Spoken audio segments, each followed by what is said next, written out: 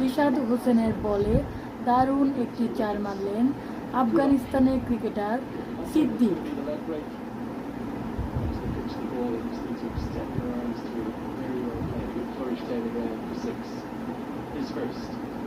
এখন বর্তমানে আফগানিস্তানের দলীয় রান 7 ওভার 3 বলে 49। আরেকটি দারুণ ছক্কা, টানা 2 বলে 2 ছক্কা হাঁকিয়ে দিলেন আফগানিস্তানের ক্রিকেটার মোহাম্মদ সিদ্দিক। যদি এইভাবে চলতে থাকে, কোনো উইকেট না গিয়ে আফগানিস্তান এত ভালো করতে থাকে, তাহলে বাংলাদেশের জন্য এই ম্যাচটি জিতা কঠিন হয়ে পড়বে বলে হয় আমার।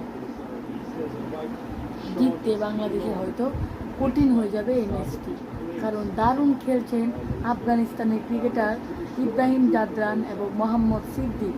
তারা মোট 7 ওভার 4 বলে 55 রানের পার্টনারশিপ গড়ে তুলেছেন। বিবিপি দেখার জন্য সবাইকে ধন্যবাদ। আরও ক্রিকেটের বিভিন্ন নানা